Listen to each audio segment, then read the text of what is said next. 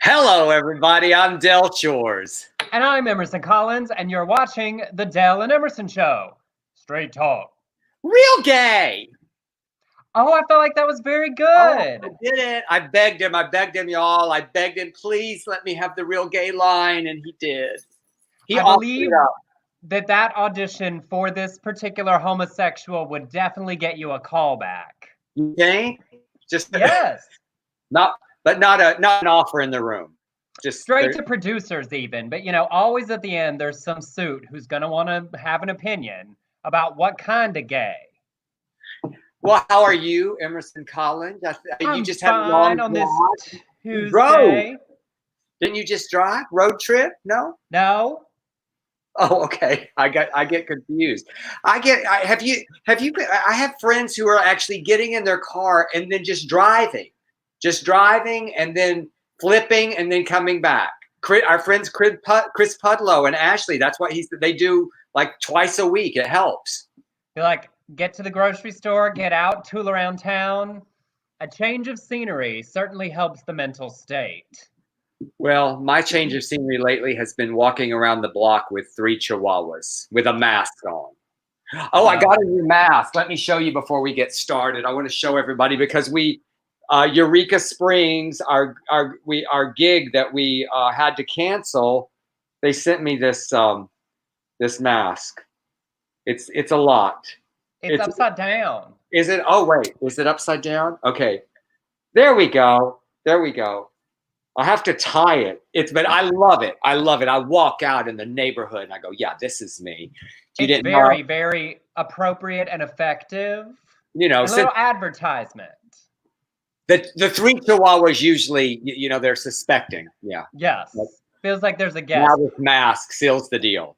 Well, hello, everybody, and welcome on this Tuesday afternoon, evening.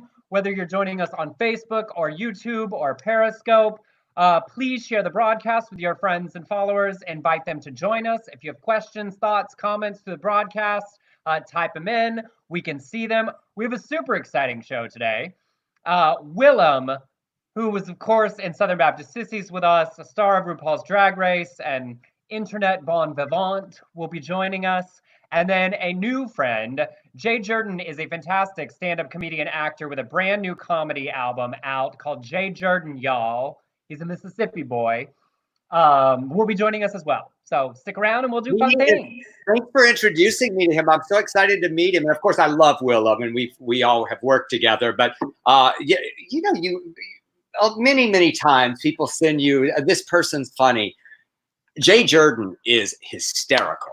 That clip you sent me, I was just laughing my ass off. So I'm really excited to have him today.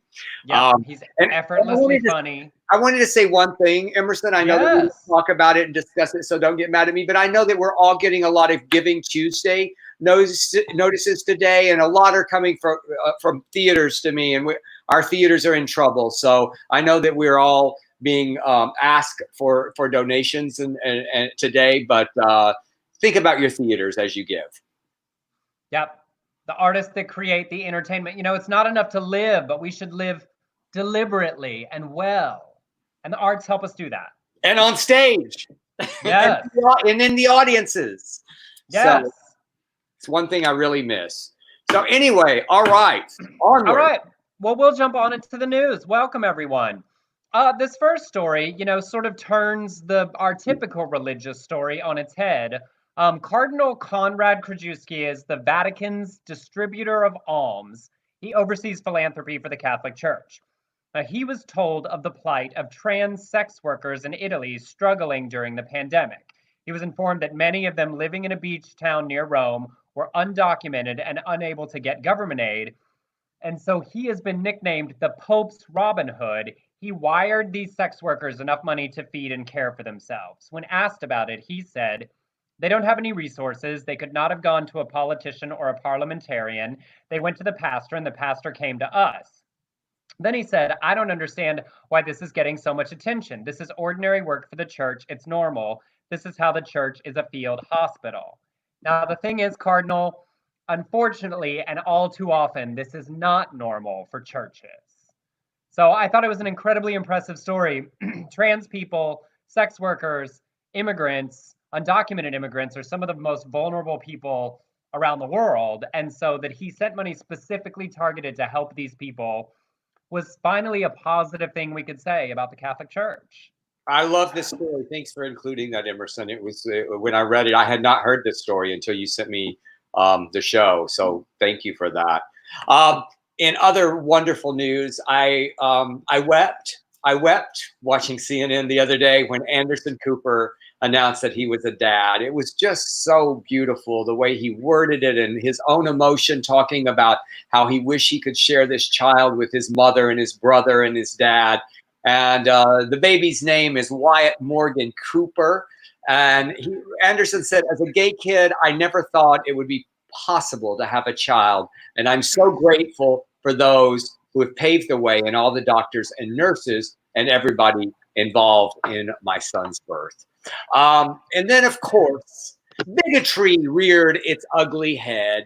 And Michael Brown wrote an article for Charisma News saying, he's a doctor and a pastor. And I don't know if you know this, Emerson, but he is a Jew for Jesus. He says a boy deserves, yes, he is. He's a Jewish Christian. I don't know why. To me, it's like, gay Republicans. So here's what he said, and I'm not going to do him Southern because, I don't think that's his. No, that is the default. Let's be honest. Yes, it is the go-to for me. I always know I can nail that one. He said, a boy deserves his mother. Yet, if I understand your plan correctly, your son will not be raised together by her and by you. That's what saddens me the most. Can you imagine what your life would have been like today without the influence of your mother? Well, certainly poorer. Thank you, McGee Monteith, for that observation. Can you imagine, he says, Anderson Cooper without Gloria Vanderbilt? Who would you be without your mom? Think back to all the memories the two of you share, especially since you lost your dad at the age of 10. Wyatt will be separated from birth from his mother by choice and not his own. Well, first of all, you stupid motherfucker, that is not his mother. That is a surrogate who was hired to carry their child. So that is not his mother. And secondly, none of your business. None of your business. Nobody cares what you think. Anderson can do this without you. It doesn't need to sadden you. So shut up. He then on Twitter, he says, by the way, it says Jewish believer in Jesus, the first thing on his Twitter. He goes, well, what happens when I say it's sad that Anderson Cooper's son will not have the same relationship with his mother that Anderson had with his? That makes me a hater, a bigot, a selfish Christo-fascist. And so I decided that I would tweet him back. And of course. Dr. Michael Elmore, Dr. Michael L. Brown, for everybody who wants to tweet him. I said, here's a scripture tailor-made for you. Matthew 7:15, beware of false prophets, which come to you in sheep's clothing, but inwardly they are ravenous wolves. P.S. Fuck you.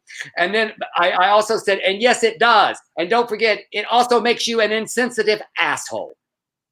Done.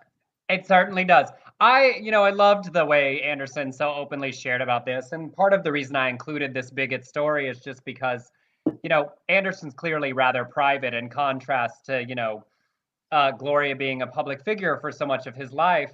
And the incredible amount of loss that he experienced with his father and his brother and Gloria dying recently, this new joy in his life for someone who clearly worked so hard to be exactly what the news is supposed to be in telling stories and holding people accountable. I love it. And also love that it seemed like he's been watching Andy Cohen's journey and sort of following right behind that. And now their kids will clearly grow up together as friends. And that's sort of adorable. Yes, it is. He said, he did another interview talking about it. And he said the idea of going shopping for baby clothes was like, he was like, oh, I need to do all this stuff and then the lockdown and I can't. And he said, so now his Wyatt is just going to be wearing all of Andy's son's Ben's hand-me-downs. It's like, oh, perfect. Andy got everything. I don't have to shop. I don't like shopping. I can just wear. So Wyatt's in hand-me-downs from the cousin friend. Oh, well, it's all very, very sweet. That's so funny. Xana just said the same thing. That Anderson said on Colbert his child is wearing Cohen's hand-me-downs. I mean, anybody that grew up in a family with more than one kid knows that hand-me-down life. As the oldest, I got all the clothes first. Well, yeah, because you have two brothers, so they and yep, and then they were passed down. We also, my poor mother doing laundry for 3 boys until I was probably like 14. All of our shirts, underwear, shorts in the tags had a one in magic marker had 1 mark or 2 marks or 3 marks so she could sort the laundry quickly. Oh, so y'all were son 1, son 2, and son 3? You know, it was like 1 hash mark, 2 hash marks, or 3, so that when she was sorting, she didn't have to think about whose is this. She's smart. So, well, I want to, for those of you who know my past and my childhood, why do you think that I never got any of my brother's hand-me-downs? He was 2 years older than me, and I never got any of his hand-me-downs. I wonder why. I wonder if it was the basis. Husky. I wonder if it was the basis for an entire character's psychosis. It was, oh my God, there's so much damage. I don't even know if I can finish the show now. I feel like we'll get through it. Sean York said he was watching a very sort of wedding last night. Sort of, yeah. Oh, good, Sean. So many people have been sending me notes and messages that they're discovering our work, and we appreciate that. We do. Jack said he was the next to youngest of 5 boys. My early years were all hand-me-downs. I feel like we all know that life. Well, I had a skinny brother, not me. Well, on the plus side, you got new clothes, so you know, silver lining. Husky, big husky jeans, Emerson. All right, there's I love this. Leave me alone. I love this next story. In this time of the pandemic and people struggling, Bree and Lindsay Leverton planned to get married in a historic mansion in Austin on Good Friday. They joked about it, saying nothing says he is risen like a good old lesbian wedding. Already my kind of lesbians. But then they had a family member diagnosed with COVID-19, and Lindsay said, in that moment, we realized no one is promised tomorrow, and we didn't want to wait a year, so they called around and found that Doc's Drive-In in Buda, Texas was still open, and they moved their wedding there and did it. So this past Tuesday, they walked down an aisle of cars at the drive-in wearing cowboy boots under their wedding dresses, and guests watched from the cars and from home while it was live streamed on social media. You know, Buda, Texas is about 50 people. It's very, very tiny. And what's crazy, as 2 of my best friends from Baylor, 2 of the editors of the Lariat that were fired over that Playboy controversy, Cindy Slovak and Jeff Martin, who are married now, they have lived in Buda forever, and they have the local paper there. Oh, I love that. Yeah. I bet they wrote a big old article about this. I bet they did. I'm still in contact with them. I'm going to ask them. Go ask them and see if they talk to those lesbians about their drive-in wedding. I just love it. These 2 Texas lesbians, like, we're doing it. This is how we're doing it. We're making it happen in a way that's safe for everyone, and we are not going to wait. Like, it's my kind of wedding. That's the kind of wedding I would write about. Fuck it. Let's do it at the drive-in. Yes. All right. Oh, it's me. I'm up. Okay, there we got Brazil news. President Jair Bolsonaro, Jair, I went to YouTube to learn how to pronounce it so I wouldn't get chastised, infamously told Playboy in 2011 he would rather have a dead son than a gay one, saying, I would be incapable of loving a gay son. I prefer that he die in an accident. So now he is attacking the World Health Organization, saying, should we follow their education policy guidelines too? So here are the policies that he's questioning. For children 0 to 4 years old, satisfaction and pleasure. I mean, he quoted them like this. Satisfaction and pleasure when touching their bodies. Masturbation. For children 4 to 6 years old, a positive gender identity. Masturbation in early childhood. Same-sex relationships, many times 9 to 12 years old, first sexual experience. The claim, though, is a wild misinterpretation of a 2010 document that did not encourage these behaviors. All it did was it informed adults that it is natural for children to be curious about their bodies and sexuality as they grow. So, Jair, fuck off. It's just so stupid. I mean, the amount of trauma that we create around healthy body exploration and conversation damages people for so long. I've never told you this, but I was once told in adolescence in a discussion surrounding sexuality that if I held my penis in one hand and the Bible in the other, I would not feel the need to do that anymore. Bye. Hang on a second. I'm grabbing a Bible. Are you going to try it? Let me know. Okay. No, it's still there. Still there. Still the desire, especially in a pandemic. Also, honestly, all those people that want people to wait until marriage to have sex ought to be the first ones teaching about masturbation. Because if you've got a prayer of accomplishing that, you're going to need to take care of it yourself for a minute. Yeah, absolutely. Masturbation. I'm telling you, it's just been my salvation during this pandemic. I mean, it's like, I have gone through everything on Pornhub, Emerson. There is nothing left that I have not explored. Nothing. Just gotten to the entire end of the website. I've just got, it's y'all, come on. We need new product. Come on. Come on. I feel like that's it. There's nothing new on the explore page. I mean, I'm right like, now. Oh, I've seen this. Oh, I've seen this. Oh, I've seen this one. And somehow porn reruns just don't play the same as like Designing Women or Golden Girls. No, they do not. They do not. I already know how this ends. Well, they all kind of end the same. But I mean, it is true. With me turning it off after I'm done. Oh. Well, here's the deal. And I said this in my last show. If you leave it on, you as a codependent, I start worrying about the boys. I start worrying about their childhood, and I start going because I'm a codependent. So. Yes. It's true. Learn. Turn it off. Ashley said Jair also attended an anti-lockdown rally and said, "So what about the 5,000 dead in Brazil?" Yeah, I mean, he's truly terrible. I mean, he's terrible about the rainforest and the Amazon. You know, the story we did the other day about the Brazilian drag queen guy. Period. Brazil. There's really hostile government under this regime for the LGBTQ community there. It's why we continue to sort of highlight those stories. But on to a fun one. In Michigan City, Indiana, the Fiddlehead restaurant has organized a drag side pickup service every Saturday during stay-at-home orders. So they get bright, colorful, dolled-up local queens wearing their best drag, help deliver food to patrons who order takeout, waiting outside the restaurant from their cars. Owner Aaron O'Reilly said, "We thought it'd be a good idea to brighten some people's days, having something that's a little different and a little fun. Fiddlehead is an LGBTQ owned and operated business and has been open for 5 years." And next week we'll have a story about a bigot who opposed this. Certainly, about somebody protesting out there.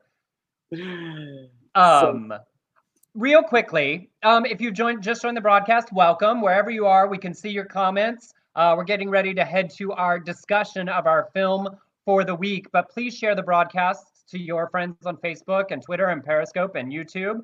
You're welcome to weigh in. And if you are enjoying the show, we'd love and appreciate if you contributed a tip, $1, $5, 10, 1,000. If you're just rolling in money like Scrooge McDuck, you can Venmo to me at Emerson Collins or send us via PayPal to beardcollinshoresproductions@gmail.com. It's at the bottom of the screen. If you can't, no worries. We're thrilled that you're here. Sharing the broadcast and spending some time with us is a great contribution as well.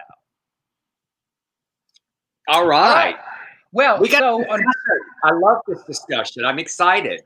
So on Friday, our assignment was to watch the half of it, a new indie queer drama comedy on Netflix. So if you watched it, if you have questions, comments, leave them now. We'll share our thoughts about it. It's from an amazing director, Alice Wu. What'd you think? Well, she also wrote it. I mean, she wrote and it. I know, she's just like you. She's Taiwanese born, but grew up in San Francisco. I loved it. It was a perfect movie for this little pandemic. It was a coming of age movie that set in a small town. So, you know, some conveniences, yes, in storytelling, but in that, I didn't care. I mean, and the main reason I didn't care is because of Leah Lewis. I am nuts for the lead of this movie. I just love everything about her. What about you? What do you think? For those of you who didn't watch it, it was basically like Queerino de Bergerac. So this sort of, right? Did you just come up with that, or has that been in any publicity? I'm sure somebody's put it in a review, but I didn't read it anywhere. But I'm sure I'm not the first gay to think of it, because it is a take on Cyrano de Bergerac. It is, there is this, on the surface, doofusy white boy who's in love with a girl, and he doesn't know how to articulate it. And so Ellie Chu is this Asian girl, and that she gets paid by other students to write papers on their behalf to make them seem smarter. He asks her to write a love letter. She starts out just doing one, and then she continues to write for him and with him, and we come to discover she's also in love with this same girl. And of course, it gets revealed that it's both of them. Neither one of them end up with her. But my favorite thing, I loved so many things about this movie. It was smart. There's the normal storytelling things you need to do, but the characters were so interesting and the nuance is so subtle, because the real great relationship in this movie was the friendship that grew between the two of them and how they built each other up in surprising ways. And of course, your first loves, nobody ever ends up with them. So that almost became incidental for me by the end. But I thought there's a big scene in the church where they start talking about what love is. And this doofus boy Trip is saying, love is kind, love is patient. And our lead Josh and lead Ellie both sort of interject and say that love is more than that. It's messy and complicated, and it's ugly and it's difficult. And sometimes it's just in the trying. And there was a big discussion where Ellie doesn't believe in God. And the girl she's in love with says, that must be nice. And she said, no, it's lonely. I just thought it dovetailed so interestingly with a world you've explored so often, but from a very different perspective. Yeah, me too. I love that this young, smart girl, she did remind me a little bit of Mark in Southern Baptist Sissies, because she questioned everything. There was so much that happened in her life that and her intelligence prevented her almost from believing in God.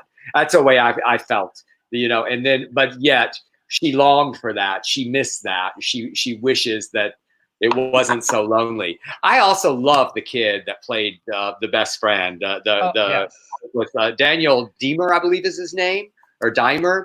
And if there's ever an opportunity for Michael C. Hall to have a son in anything, he should play his son. Don't you think? Yeah. I mean, and she wrote so well against the stereotypes of these characters, the dumb jock and the smart Asian girl. She it's like it that's your first judgment, and then it's immediately pulled away that he's sweet and sensitive and she's complicated. And one of the big central devices of the film, the concept of the difference between a good painting and a great painting, is 5 strokes, 5 bold strokes. And they kept talking about, the willingness to risk ruining a good painting with 5 bold strokes to make it a great one. But if you don't risk it, what do you end up with? You end up happy-ish and safe-ish. And I just found that even now challenging and something to remember, always risk the bold stroke in search of the great rather than settling for the good out of fear.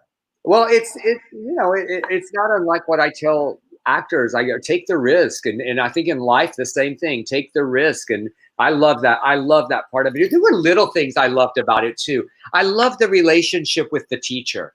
I just love it, because the character, and this is not giving anything away, I think it's in the trailer, she writes all the theme papers and that's how she basically supports her family, and the teacher basically loves it, so she doesn't have to read shit. She gets 6 different approaches to the same subject through this amazing mind. And I felt that teacher was a very real reflection of a certain kind of teacher that definitely exists, and she was hilarious. Yeah. Erica said it was so good, but I wanted more. I mean, it's definitely a story. I'd love to see Ellie go to college, see what happens when she has her first real girlfriend. These just characters that were so charming and authentic and not forced, and it wasn't like overly cutesy, You know, and it was complicated. There was a very melancholy, like nobody got what they wanted. The hot girl that had 3 different people in love with her still is a little afraid of what to do. Everybody's like on to the next chapter. But with a little bit of hope that if they risk the bold stroke, they'll maybe achieve something great. And there were at least 3 great kisses in the movie that I in various combinations that you go, oh wow, you know, loved it. Yeah. Erica asked, what is the picture behind Dale? You didn't tell us about your set today. Well, my set, I went with the theme of yellow because I went to Trader Joe's just masked up and with alcohol spray and everything. I get so anxious going out, but they had sunflowers. So that is Kristen McCullough, who starred in my play Yellow, made that collage for me and it's all the pictures from the production in 2010 of Yellow here in Los Angeles.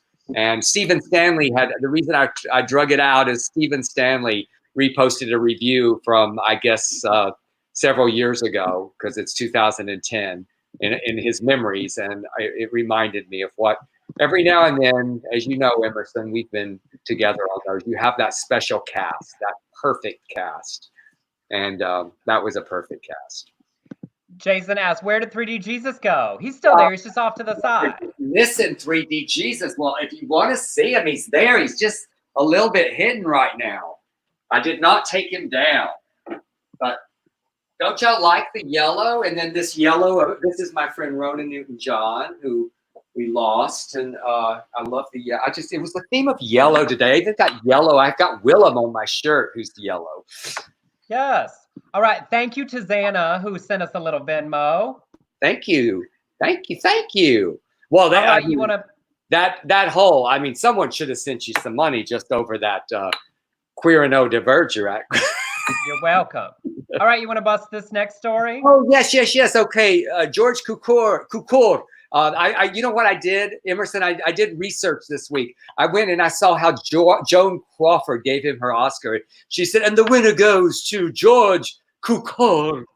Okay, he directed A Star Is Born. He's just an iconic director. Philadelphia Story. He won the Oscar for My Fair Lady, and was apparently rather open about sexuality through his career. He had parties that were legendary and very sordid crowd. I love that you used the word sordid crowds on Sundays.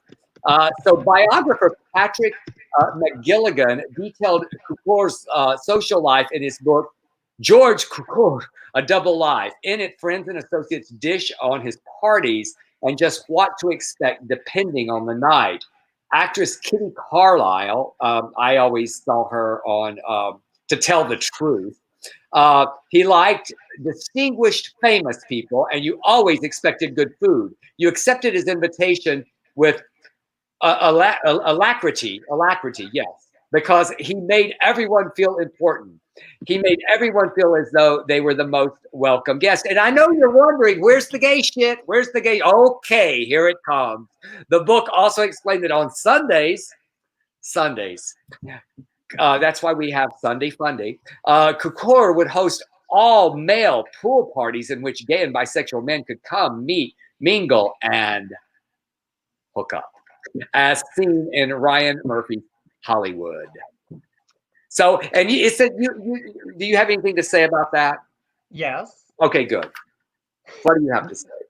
I'm just so fascinated. You know, it's like, it's the blessing and the curse of the eras where we had to be hidden and whatever, because I'm just fascinated by these pool parties. The idea that there was just like a Sunday afternoon free for all. You know, this was pre-HIV, and that there was like a safe place where people could gather and do things. And obviously, you know, it was a terrible time to like be publicly homosexual, but you know, ignoring that part, I'm like, ooh, that just sounds so fun and free and frolicky. Well, Runyon Canyon was owned by Errol Flynn, and supposedly there were lots of those up there, those sort of orgy pool parties. Up on Runyon? Yes, up on that big, the pool was out on that big thing where you have the park bench where you could, it's closed right now. And you said if time, and I want to make time for this, Franklin Graham is back in the news because we've been following this Samaritan Purse Central Park tent hospital that is homophobic, and they have made people sign all this shit to work there that it goes against all kinds of stuff that shouldn't be. So, and one is very anti-LGBT, and they have Corey Johnson, openly gay councilman, says that they have given him 2 weeks to dismantle Samaritan's Purse tent hospital and leave the area. I have something else to say to Franklin Graham. That leather jacket that you are wearing on that promo on CNN and all the news, it doesn't make you hip on any level. It makes you look stupid. Okay. I mean, that's what makes him look stupid. I mean, geez. Like, I'm thrilled that they're having to leave, that basically they're being forced out. It's also a good sign, you know, that it's a result of things going better, that New York is maintaining itself well. Although I gotta say, we didn't even put this on the list, but Willam didn't read the email and it wouldn't work in Safari, so he's downloading Firefox and he'll be here in a minute. I saw this morning on Twitter some group of gays in New York having some like house party last night, and then they posted it on Instagram. It was like there was a DJ, multiple people around, and it's sort of it's a reminder, one, that every community has terrible people in it, and there are people that are stupid enough to do things they shouldn't do, and then also to sit in the privilege of being able to flaunt it and be like, look at us at our house party at 8 a.m. Like, all the drugs, all the stupid, and they're getting appropriately raked across the coals. Good, because all right. I'll become Lorraine Shores and go over there and I'll tell them off. I'll say yes. Well, without further ado, let us welcome to the show our friend, Queen Extraordinaire, Willam. Oh, it's down. Hey, girl. I will. Look who I'm wearing. You guys sound like robots that keep picking up, and I can't really hear anything, but you look nice. Is it really struggling for you? Is it really struggling for me right now? I'm pretty okay. No, I meant the connection, but you look great. Oh yeah, that's Struggleisha right now. Sorry about your poor people Wi-Fi. Where'd you go? Frozen. You look great. We'll just look at you. I can't see nothing. He said bye. We'll see if he can get it to work and come back. For those of you who don't know, who are newer to our lives together, Willam was in Dell's Southern Baptist Sissies that we shot as a play and a film in 2012. Yes. Which is so crazy. It's now streaming on Broadway HD.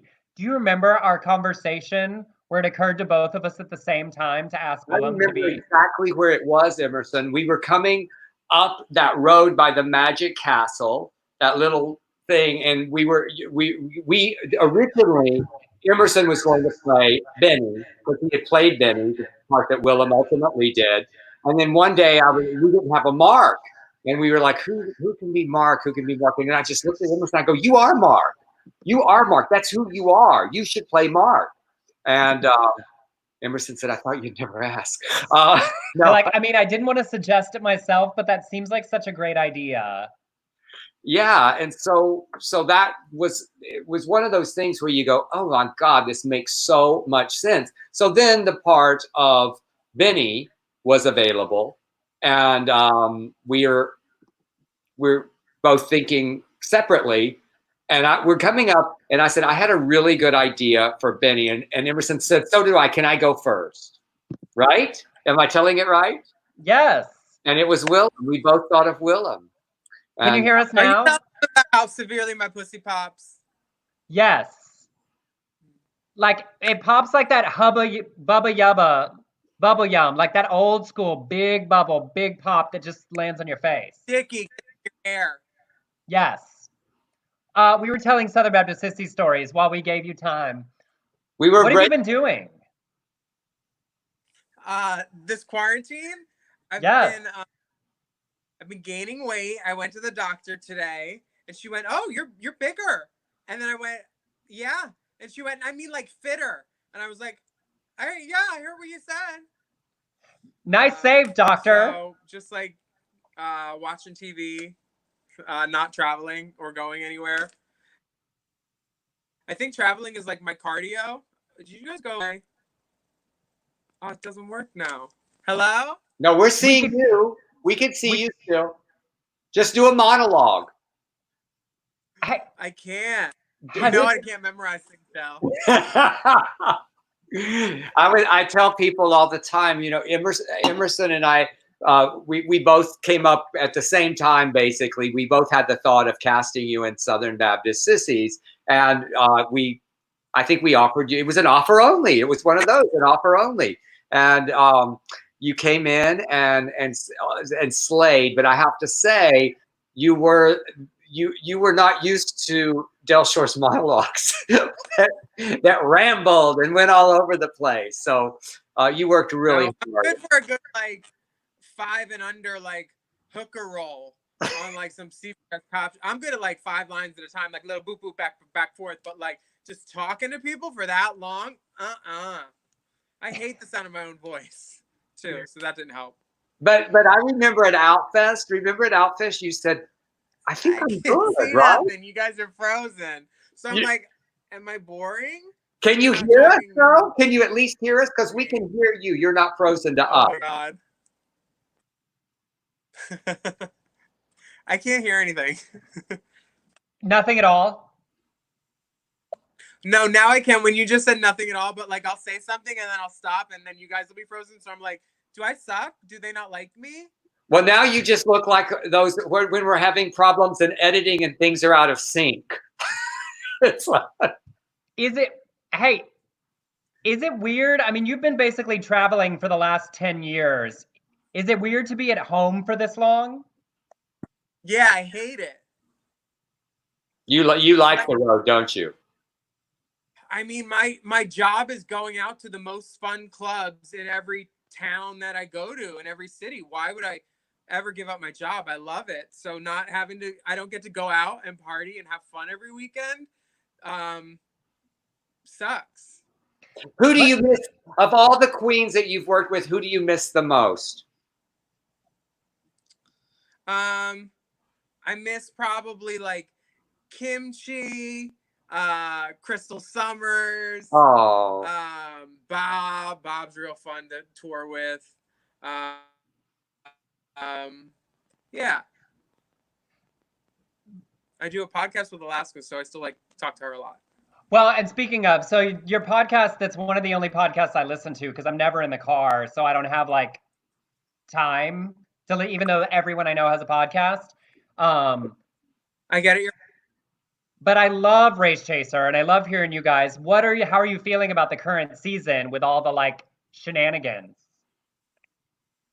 Well, we weren't even sure if we were going to do it because we had a pin in us from this HBO show. It was called Bulk. You're so stupid. Wait, pause. That's what your doctor was saying yesterday. They were like, "Oh, you're clearly working out for a role in Bulk." Our Allison consults with us. Oh, good. Yeah. She told me you had to pre-read. Well, obviously I had to pre-read. There's not enough HGH in the world to let me qualify for that role. It's all angles and lasers. Did you know Sherry Pie before all this shit hit the fan? Okay, you're frozen picking your nose and you're frozen smiling. Perfect. Great. I can't hear anything. I scratch my nose and it's like I'm picking. Everyone can see and hear you. Who are you enjoying the show among the other people? Hello? What? What queens do you like? Oh, I like them all pretty much. I don't have problems with many. I've been really to tell you who I don't.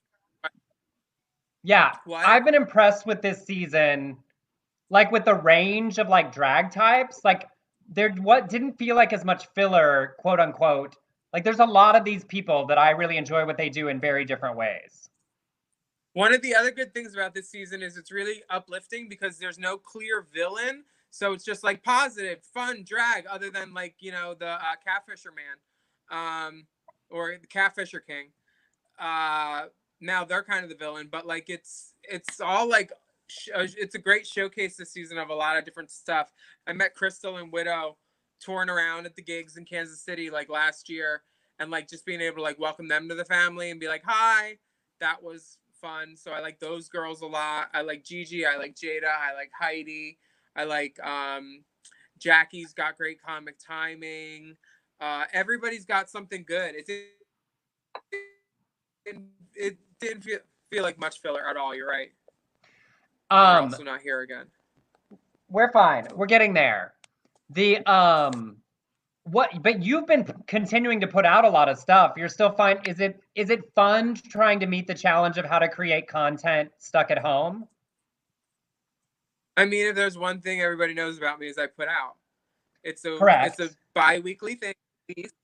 I've always been like a YouTuber, so like now everybody feels like they're trying to jump on that train. Like, ooh, let me get a backdrop and a ring light.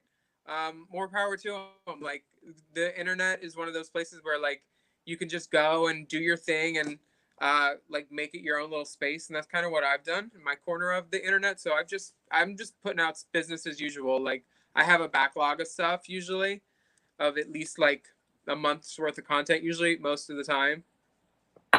Now, more than anybody I know, you have 8,000 things happening at once. Did this derail any big stuff this year for you? Besides like, oh, I had gigs that I had to cancel?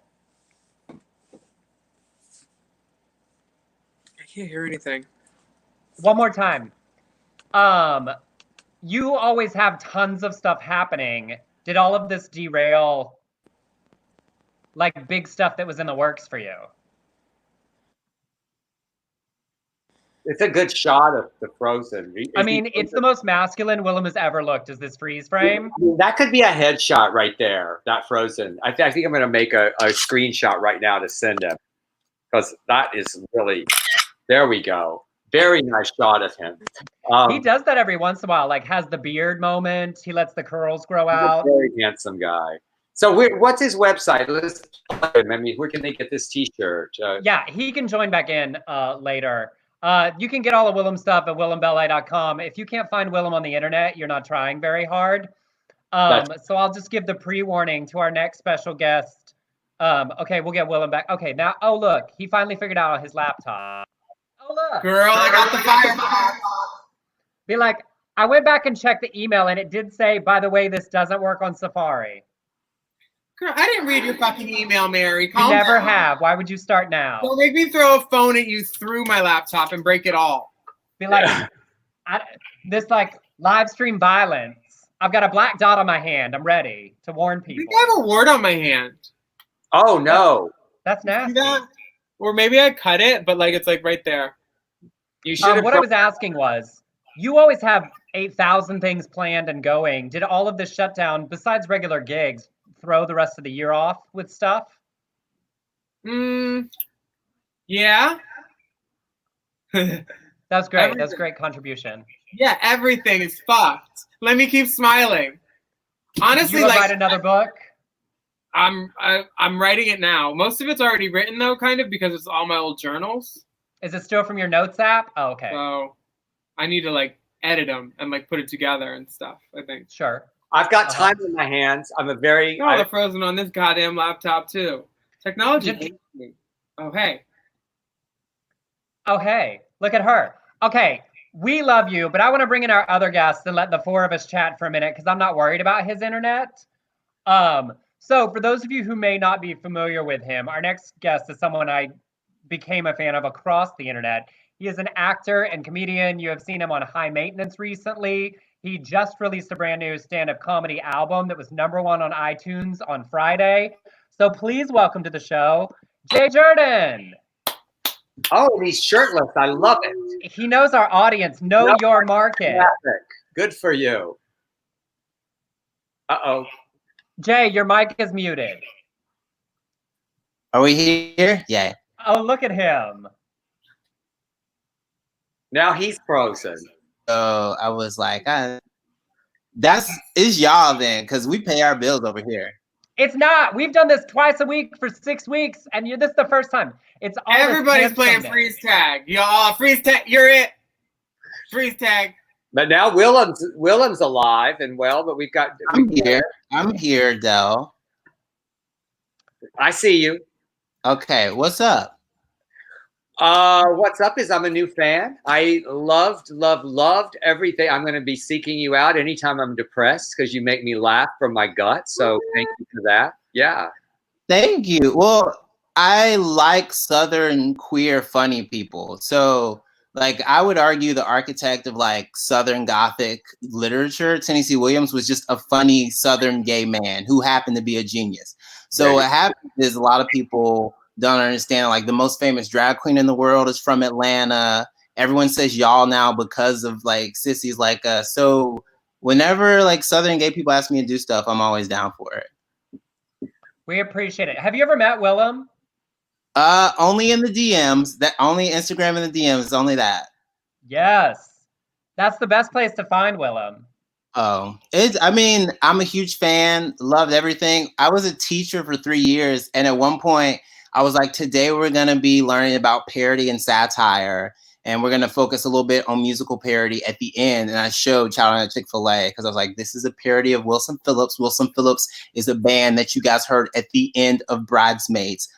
So it was good. It was fun. Is that why you're not? How old are these kids? No, I was college. I was a graduate teaching assistant. Oh, okay. You're good then. I was worried about those preschoolers.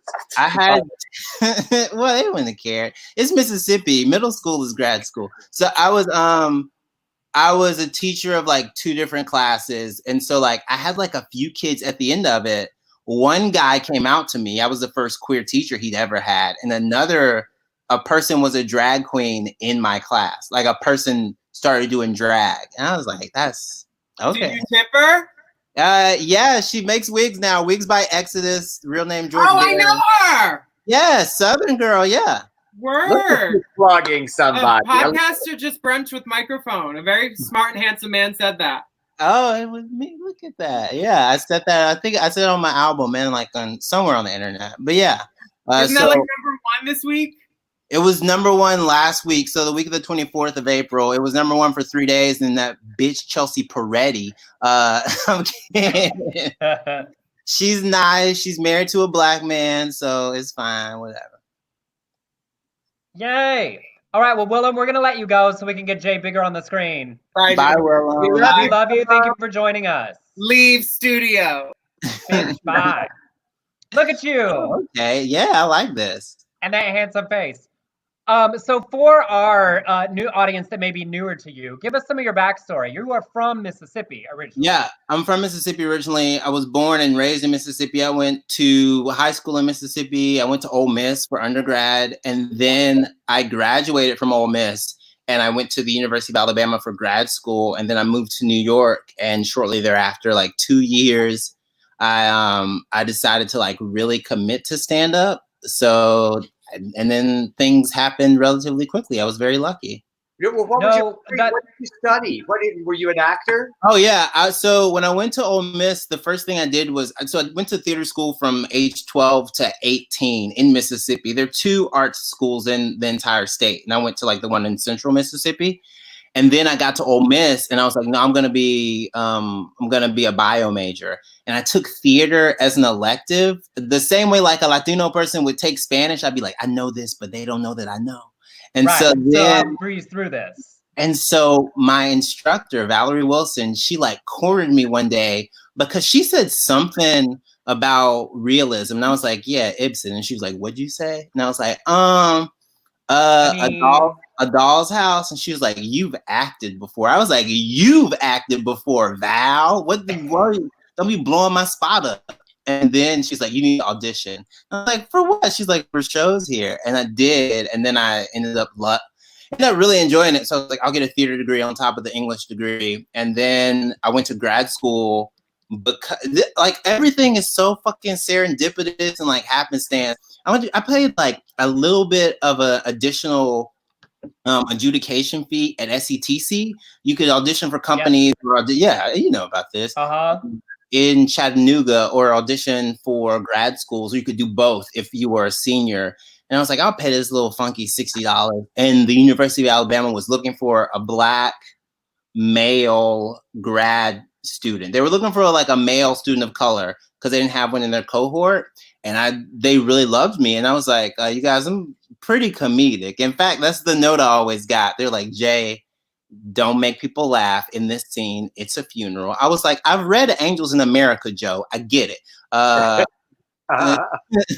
It's always that fucking Pryor and Lewis scene. So then I went to grad school, loved it, did a one-man show there, and you guys will know about this. So sometimes one-man shows, they do a beautiful job of blending like kind of comedy and drama in the vein of like Anna Devere Smith, Lily Tomlin. There's so many instances of like amazing monologue where you go, oh, I'm laughing, oh, I'm crying, what is going on?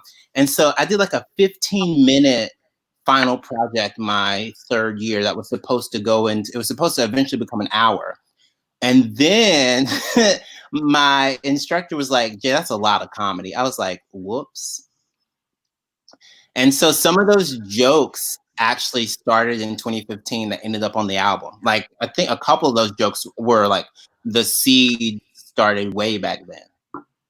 I have such admiration for the seamlessness of your comedy. You know, it's like, I think people often watch, there's such a huge difference between comedians and people who are funny, and the threads and the way you weave them. Earlier you said, you know, it happened, I was lucky it happened easily. It didn't. It happened because you worked really hard. I mean, even just in the time I've followed you, you work it hard, you work it like it's a craft, and the rise that you have had may look quick on the outside, but you have worked to claim those steps. Let's not dilute the accomplishment of that.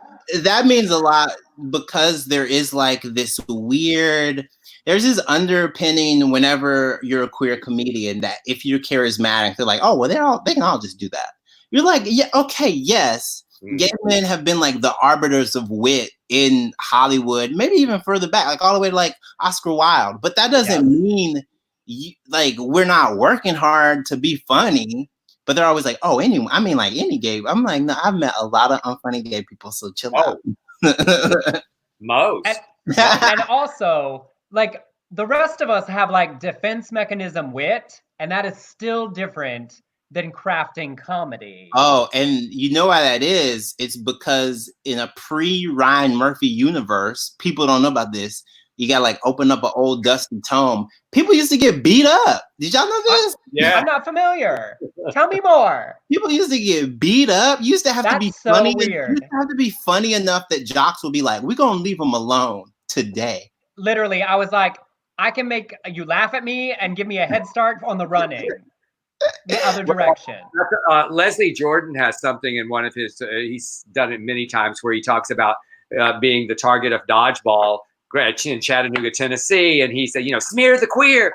And he said, you just had to start tap dancing and be funny. That's the only way to avoid getting hurt. It's so, I love, and to see, not only see that, like kind of thought process go away. I love the fact that we live in this beautiful kind of almost like idyllic society where people like, no, like everyone's supportive, like you can do show choir and run track and field. But then there's another part of me that's like, but also like don't pluralize it. Don't be like, oh, it never happened, it'll never happen again. Like let people be individuals. But that's kind of like where I got it from. I always knew if I was funny enough, people wouldn't even like question it. Cause like I couldn't even articulate being queer until I was in college. So in high school, I always had girlfriends and stuff. But there'd be moments like one time I was talking to my best friend at the time about a particular football player. And an interview, it was a football player from Mississippi, Clinton Porter. He was a running back for the Redskins. And like he gave his interview where he says something stupid, and my friend Christian was like, "Man, did you hear this dumbass in that interview?" I was like, "Yeah, but did you see that shirt he was wearing?" He's like, "Jay, I knew you were gonna say something about that goddamn shirt." And like, so they knew around me, but I didn't know. Well, and for our audience, you identify as out of work right now. No, I'm bi or queer. I'm in a gay relationship, but I still consider myself bisexual. And that's a fun little game to play with people. There's new stuff. I'm working on like a new close to 30 minutes where I examine it a little bit more. But I always think that, like, what are rules? What are these rules? I mean, if someone tells you what they are, just believe them. I don't know. Some people get absolutely. Well, and I ask because, you know, historically, it's often more challenging for men who have sex with men who also have sex with women to not get pushed in the gay label. So I just feel like it's important to talk about the authenticity of like you living comfortably in that space. I just wanted to be able to share that. I consider myself to be like just a really bad straight, but also a really bad gay. Like I just want to be horrible across the board. Right. You're like a futon. You're not really good at either. So you're stuck in the middle. Oh my gosh. I was working on like a new thing where I was trying to explain it to people. And I was like, the reason I identify as bi is because it's 2020 and women also have money. So accurate. And can pay for things. Yeah, we've all seen Hollywood by Ryan Murphy. Yeah. Who's gonna pay for this? Correct. But also, somebody had a very important question, Jay. I wanted to make sure we got this. Is Jay wearing Philip pants? Hodges asked, is Jay wearing pants? I'm not wearing a shirt, though. Yeah. Yeah, the we view is appreciated. Is Jay wearing pants?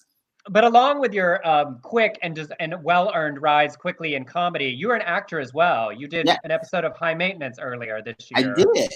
I played a sex worker, which was fun. A bit of a stretch because they make more money than comics. Aspirational. they also point of order. HBO cast me as a 33-year-old, and I was like, wait, what? Said, excuse me? How dare you? I was like, what? It was really fun. Katya and Ben are amazing directors, creators, showrunners. I really enjoyed the process. An amazing team of people that are committed to telling stories about New York that have non-white people and that have non-straight people at the center of some of those stories. And not because it's a pat on the back, but just because that's what a lot of this city looks like. Right. Yeah. Well, you know, I have to disagree with you, even though you made me laugh hysterically about being the gay best friend, because I think you're a very leading man type. Oh, look at that. Yeah. I used to tell people, and the rooms, they're all, oh, Jay is adorable. Jay is hot. I mean, there's a lot of... the comments is all this. It's a lot of lusting going on for Jay today. I used to audition, and I hated doing... I love August Wilson. I think the Pittsburgh Cycle and the Decalogue is such a huge commitment to a city and to a people. But man, people loved sad Black boy monologues. There were so many times that I was like, are we about to hear, from Fences again? Okay. There you go. I teach playwriting at NSU LA every year, and Fences is always chosen by someone. But it's not because of anything except I make them read. I go, if you're going to write, you're going to read. Yeah. So I always know the really lazy students because they choose Doubt or Fences because they're the shortest plays. Oh, Doubt. I'm too old to be the little black boy that was molested in Doubt. Yeah. Just a smidge. Just a smidge. But I could be his mom in drag. Del, we could do it. You could do that. The Viola Davis, that popped her career, didn't it? So my history with theater also very much informed my trajectory as a comic, because a lot of comedians, when they become comics, it's their first time having to actually captivate an audience live. They don't understand from a stage presence standpoint what it means to be like active and even react in real time. And so my set, I've done some of these jokes thousands, close to like hundreds of thousands of times, but I still have to say it like it's the first time for an audience member, just because some of these jokes are rooted in discovery for them and for me, and that's still acting. Yes, absolutely. You're absolutely wonderful at it. I want to direct you someday in a movie or something. Oh, wait a minute, hold on. They're Emerson, bitch or something, and Hey, Jay, tell the people all the places they can find you while I pop this up. Okay, you can. Oh yeah, that's me as a baby. Look at that little sassy black kid. How cute is he? You can find me on Facebook at Jay Jurden Comedy. You can find me on Twitter and Instagram at Jay Jurden, JAYJURDEN, like it says on your screen, all one word. And you can also find me, I guess, on LinkedIn if you want to go that route. But yeah, all my clips are online, jayjurden.com, and the album is in stores. It's iTunes, Google Play, Spotify, Pandora. If you call me and send me $10, I will do all 48 minutes of it on the phone. I mean, y'all, that is a gift. Just get on. Are you on Cameo? No, I'm not on Cameo. Oh, Jay. Get on. I'll get you set up on Cameo. Yes, I would love it. I would love it. You would do well on Cameo. You understand how many lily white couples want a black man to call his wife and just be the buck? I do some cuck play on Cameo. That's what it's for, right? Yes, but also that thing that you do on Instagram, you say, give me a topic and I'll write you a joke about it. That would kill on Cameo too. Oh yeah. I love Del. So I do this thing. I'll do it this week. I basically, because I like joke writing and kind of on the fly, if someone gives me a topic, I can usually get a quick turnaround on a pretty fast joke in like 5 or 10 minutes usually. So as I do it, I try to do it like every week. I'll do it again this week because people like it. But yeah.